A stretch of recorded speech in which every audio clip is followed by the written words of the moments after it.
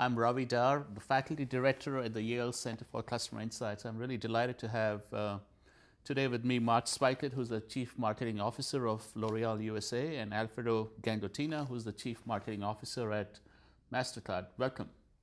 Thank you. So I'm going to start with asking something that Marc, you spoke about today, that the funnel metaphor is not as relevant today in terms of describing the consumer buying behavior, and you used this framework around consumer decision journey. Can you tell us a little bit about what consumer decision journey provides insights that you felt the funnel did not do for you? I think for me what's very eye-opening is to see how the consumer is using different ways before they actually get to the purchase decision, right? Which is why we've been thinking differently about the path to purchase, the way we're calling it. And so again, in a world where the consumer is evaluating, meaning doing some kind of research in a significant way before they get to the purchase act, in certain categories for us in beauty it's up to 60% or 50%, 60%, it becomes very, very important for us to think differently about how we plan for our go-to-market tactics, right? So it's about continuing to do what we've done very successfully in the context of the traditional funnel, which means driving awareness behind our brands, but then being there at the evaluation point right before the purchase. And do you find that in the funnel metaphor, it normally means you narrow the number of brands as you move down the funnel from awareness to consideration to purchase?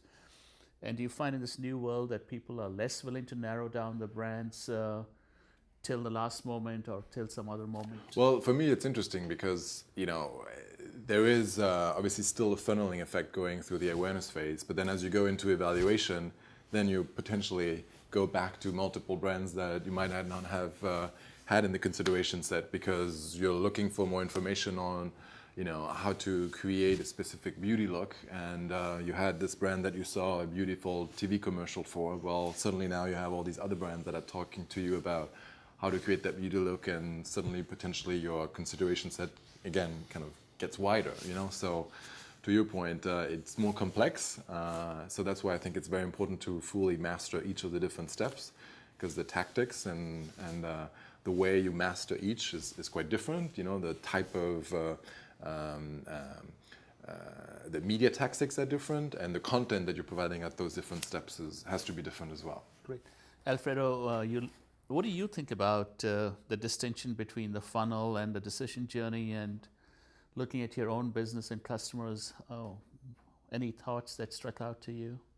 Well, we tend to look at a very similar approach because MasterCard is used essentially at the moment of purchase. But the moment of purchase is the moment of truth, and it's preceded by several steps, of course, before. But I tend to have a very perhaps simpler view about the whole show. The mega focus has to be on your loyal customers.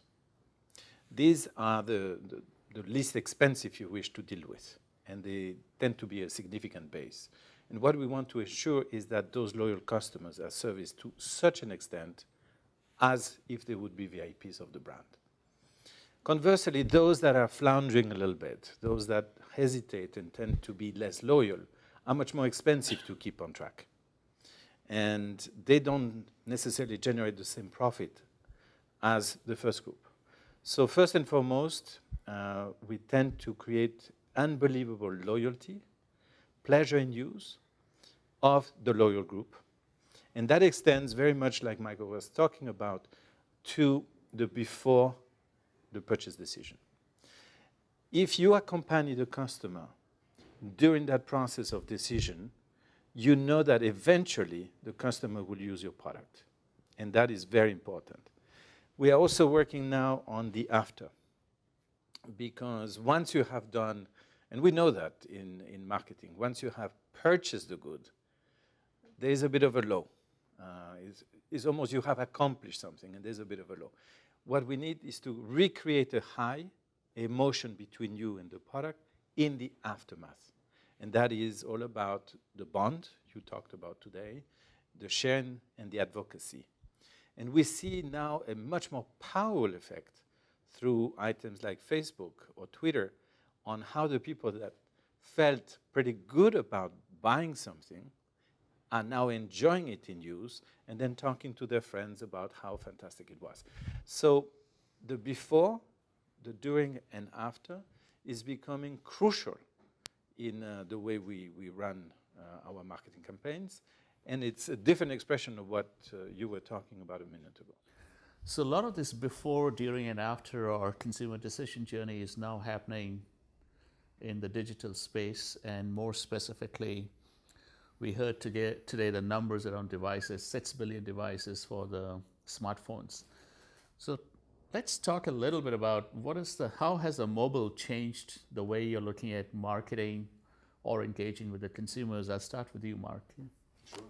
You know, going back to evaluation phase, I mean, what's fascinating to me is to see the shift so quickly on how search has shifted from desktop to mobile. So for categories like ours, roughly 25 to 30% of search is now happening on a mobile device, right? So that had huge implication for us because that meant, well, we need to be there, but in order for us to be there, we needed to have mobile adapted sites. We needed to make sure that because otherwise there was no point of investing into search if we didn't have the destination on mobile that was relevant for that platform. So that's a huge shift for us. And again, going back to the evaluation phase, if search is transforming because of mobile, we need to be there and we need to adapt how we're allocating our resources because of that significant shift.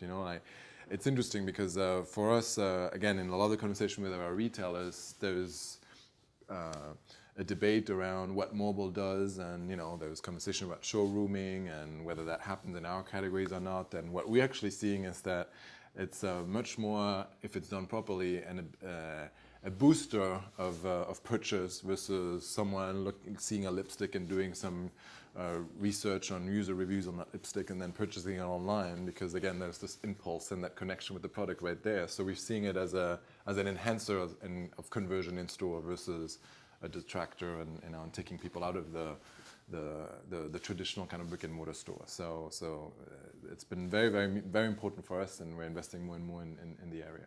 Alfredo, how do you see mobile in your space? First of all, we tend to live and sleep with mobile phones. So it's a reality, it's an extension of the brain, it's an extension of your eyes. It's bringing the entire world into a very small screen.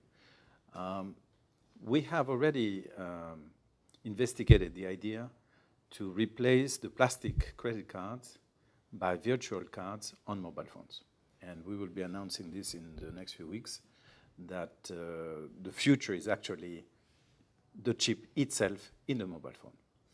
The screen will display still your MasterCard, don't get me wrong, but it will be a virtual MasterCard and not anymore a physical one. So that's one. Second, the mobile phone is an unbelievably smart instrument. And back to the point about before, during, and after. Suppose that you are about to purchase something. The first thing you're going to do is search. Where is such and such gadget that you need? Very simple. Google Maps will tell you and has the ability to tell you where is that store. You can say which one is the closest one. The next step will be which has the better deal.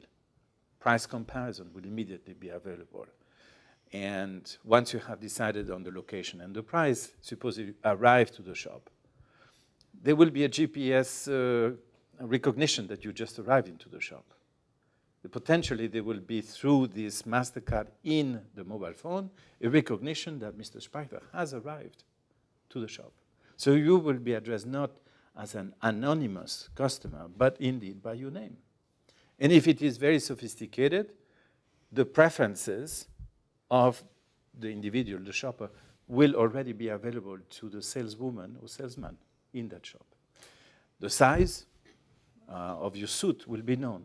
So we are getting into a world of shopping that is completely going to be transformed by personalized data, and therefore the service that will be available to you will be tremendous. I have only one concern, is that that vision is not today totally at par. If you go to google.com and you pose a very simple question, I still don't understand why I get 1.4 million answers. I ask one question. They're confusing me. So there's still a lot of work to be done on the search side, and the more we will get into one question to one answer, our job will be a lot easier. but I can imagine that mobile phone is transformational, and we are working daily on that topic. Of course, is one of our top priorities. So consumers online clearly leave a lot of digital footprint that's led to this notion of big data. And big data has led to this idea that CMOs and CIOs, typically CIOs were seen as back of the office and CMOs were seen in front of the office. And now there's a trend to try to get the CMOs and CIOs to work together. So I had a general question, Alfredo, for you and also for Marc. What do you must have seen and thought about big data in context of your company. What do you see there, and what do you think about this idea? Are organizations like yours ready to have CMO, CIOs work together on business questions? Well, the first time I arrived to the US and I was taking over the CMO position at MasterCard, I introduced the concept of M&Ms. Not the chocolate cookies, but marketing and mathematics. By making the point that if a CMO was essentially a very creative person in the past, having a special flair for advertising, today it has to have that, but the analytics and understanding the analytics of your brand are fundamental. If you are not, as a CMO, the special advisor of the CEO, and the CFO of the company, you are nowhere. But to perform such analytics, you have to have very strong information technology available to us. And you will be surprised to see how many companies still don't have a P&L by product, or don't have a P&L by segment, don't have a P&L necessarily by subparts of a country. And it is quite extraordinary to see that we deal with averages in our business. I do see, as a degree, that anyone that will become a CMO in the future better be also having a Master of Science degree, not just a business degree. So it takes two to tango in this case, and that partnership that you mentioned between the CIO and the CMO is one. I think the other huge one is the CFO and the CMO. Marc, your thoughts? Sure. It was interesting when I started. One of the things that I've done is I regrouped all the marketing folks and the digital folks, and we asked them a series of questions on what worked, but also very importantly, what could be optimized.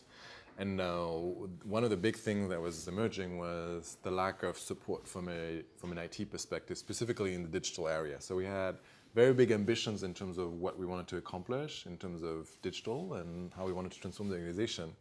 But the back-end resourcing was very, very light. In fact, we had 2 people supporting all the different brands within the organization. And what happened is a lot of the marketers or the digital folks started to kind of try to come up with their own kind of IT solutions because nobody was really there to help them.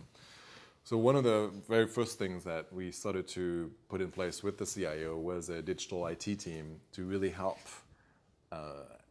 resolve all the back-end challenges that we had, but also very importantly help us on the innovation front, because within the experimentation fund that we created, this next fund, which helps us to identify some interesting new technologies or companies, it doesn't matter if you find a really cool companies if you're not able to scale it, because technology-wise it doesn't work. And so for me, the digital IT team has to help us make sure we have the proper back-end solutions, but also help us very strategically identify what are those technologies that help us prepare for the future and transform how we operate. And so that's what we started to put in place. I was actually at an offsite yesterday. There was a goal alignment meeting between the CIO and the CMO. And we're actually sitting on the same floor, the digital IT team, the CMO, the CIO, we're all sitting on one floor within the building back in New York. And for me, it's been, as you said, it's been probably the steepest learning curve in terms of really understanding what's behind technology. I mean, I had a very basic understanding, but I need to be able to really understand it much more thoroughly so that you can help make the proper decision for the organizations. There was an article that was published a couple of days ago saying that CMOs will spend more than CIOs on technology, and because certainly IBM hopes so. So, Alfredo, you mentioned not just CMO and CIO, but also CFO. So that naturally brings me to the question of metrics and measurement, because a lot of what we do in marketing is hard to measure. A lot of what we do in social media is even harder to measure. So the question I have for you is, how do you think about the CFO metrics relationship with the CMO? And do you think everything can be measured in marketing, or is it okay to learn and have measurements over the time? How do you think about the metrics and the measurement issues and ROI issue more generally? There's no question that the pressure to have very immediate impact is growing. And those companies that have the luxury to see investments that will mature in 3 or 4 years' time are quite rare. Certainly not publicly listed companies, because you have to deliver your earnings every 3 months. So the way I see it is very simple. I call the marketing of cause and effect. And you can have marketing programs that have no effect, marketing programs that have a long-term effect, and marketing programs that have both a short-term and a long-term. And I think the job now that we are being asked is to be able to do both. If you think about tennis, the Australian Open is happening right now. If on the court you have Djokovic, Federer, Nadal, and you pay a fortune to have them on your tournament, and if these guys don't deliver and they are not in the finals, your tournament is suffering. So it's the same for us. We have got to put in place marketing programs that have an immediate effect. I am a very strong believer, and I tend to actually think that if the brand sees an effect immediately, by definition, it will have an effect on the long term as well. Of course, positive one, not talking about negative ones. So the CFO has a smile because the ROI is finally being part of what the CMO has to deliver, and no longer this exuberant, eccentric, funny CMO that never has any accountability. So this is over. And your thoughts on the relationship? Clearly, L'Oreal is more marketing oriented, so maybe the CFO has to toe the line of marketing more than in a finance-based company. But what is your sort of thinking around the metrics and measurement and experimentation? You mentioned a lot around experimentation. And so how do you see the question around measurement and metrics? Well, what I think is fascinating again today is you're able to get a level of insights and data that you've never been able to get before. So, even if you look at your marketing mix modeling tools, there's a level of sophistication today that you didn't have in the past. And so being able to understand the ROI of a video, whether it's a pre-roll on YouTube versus a pre-roll on abc.com versus a pre-roll embedded in a display banner. I mean, you now have the ability to measure all these different kinds of ROIs, so that you have really the ability to then go back and say, okay, this is how you need to adjust your plans, this is what's working, this is not what's not working. So I think we have access to a level of sophistication that's greater than ever. I think on the flip side, I think what's very important is to make sure that you're helping the organization to extract, how to make an inspirational insight, an inspirational story to drive action, so that people are not getting lost in an ocean of data that they don't know what to do with. I think one of the things that was important for us, for example, on the ROI side, was to make sure that we were educating the organization and telling the story behind what the ROI was doing, so that it's not always black and white. You have to have finesse in terms of how you're interpreting the results, and then how you're communicating to the organization and make sure the right action is being taken. So for me, to answer your question, we have the ability to get more granular than ever on being able to say what works and what doesn't, but then we also, I think, have a responsibility to make sure that the interpretation of that data is done properly and the story around the data is done in a way that really drives action. Great. Let me switch to something that all CMOs do around brand building, but I want to ask you about the wonderful brands at L'Oreal or MasterCard, but I'll sort of take the opportunity to ask outside, what brands stories that you like. It could be recent, it could be less recent, that you see has been done very creatively. And tell us a little bit, maybe each of you, what are the brands you like and why do you think that they have told a great story? Sure. From my perspective, there's a lot of conversation on the need for content and how brands do storytelling and how content is the new advertising. And so one brand that I think has done a terrific job is Red Bull in that space. I think it's a brand that has mastered the art of doing storytelling and developing content and being like really a fantastic expert in terms of content creation like nobody else, and it has enabled them to continue to kind of grow their brand against two master big companies that spend a lot of money on traditional advertising and have done that very successfully. And so for me, that's a brand that I feel is aspirational in terms of what I want to do with my own organization, in terms of bringing that level of content expertise and that capability in terms of creating really relevant and engaging content, and then leveraging that as the new advertising. For me, it's almost like a brand manager as a publisher, right? Exactly, yeah. So that's an interesting set of skills that you have to bring to the table. Yeah, and it's very different, obviously, because a lot of the marketing people at L'Oréal know very well how to evaluate, a traditional piece of advertising. We need to re-educate people on how to, first of all, brief and then evaluate what the content of today looks like, and how you produce it, how you manage it, how you evaluate it. So it's a big transformation. Alfredo, what do you like that we have seen recently or in the past? I would say it's relatively similar. It's brands that were just nowhere and have now become absolute icons. And in my book, it would be Nike.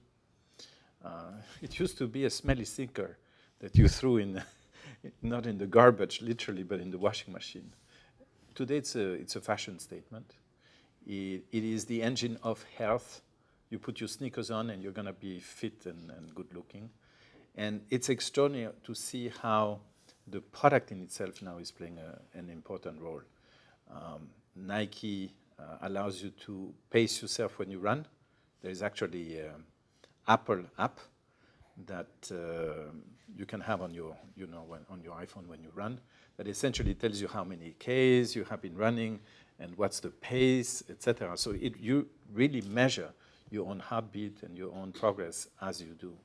But at the same time, Nike is experimenting with the idea of personalized sneakers.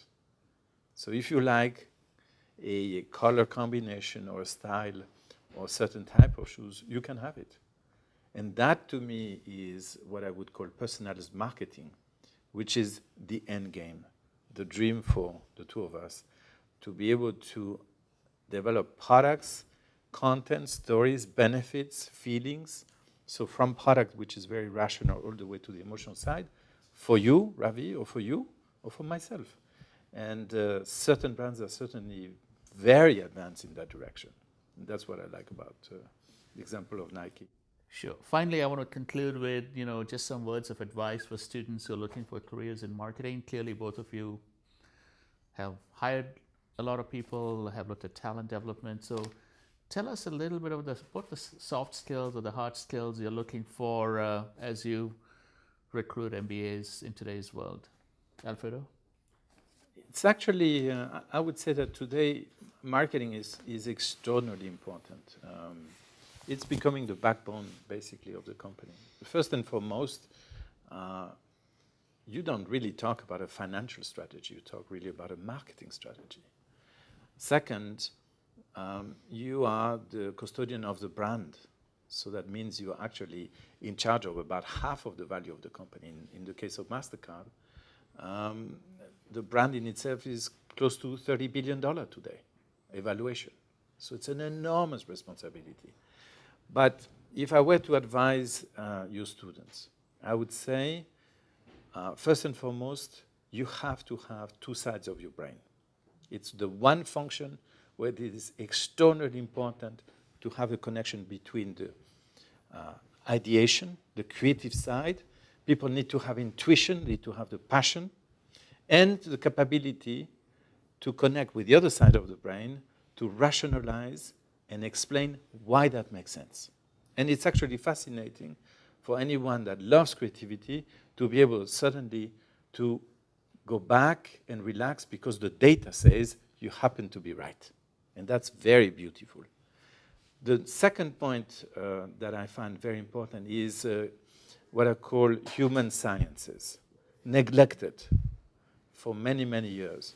But when you were talking about consumer insights, if you are passionate about history, passionate about anthropology, passionate about consumer psychology, why do people like this?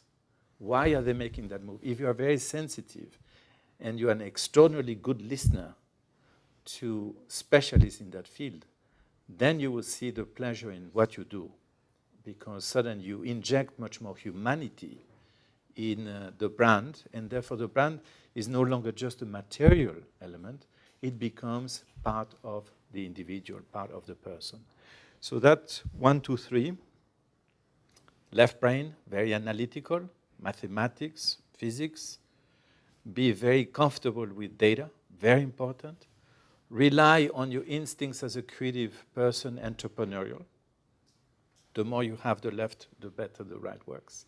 And finally, this point about anthropology, psychology, and listening skills to the outside world so that you enrich what you then can deliver. It's actually a great job. Anything you want to add to that? Sure. From my perspective, and I agree with a lot of what was just mentioned, I think for me, first of all, it's a great time for me, if I was a young student, to get into marketing. You know, I think obviously at that time in your life, you're like, you're not 100% sure which direction to take. And so I think marketing is in such a reinvention mode right now that we need people that come in and help redefine what the marketing is all about, which I think is a very exciting period. I mean, I've been in marketing for many years, and I think it's, in today's world, it's probably the most exciting time to be in marketing, you know? And so that's first thing. So people should feel really excited about getting into marketing to begin with. And then the second thing would be, just to keep it very summarized, would be to say, like, I think having a sense of curiosity and entrepreneurship, I think, is more important than ever, because things are not set in stone, things are very fluid, so you need to be comfortable with managing ambiguity and displaying kind of that sense of curiosity, because the organization is going to expect you to come up with new solutions, probably more so than ever before. So, you know, just this would be my advice. Great, thank you so much.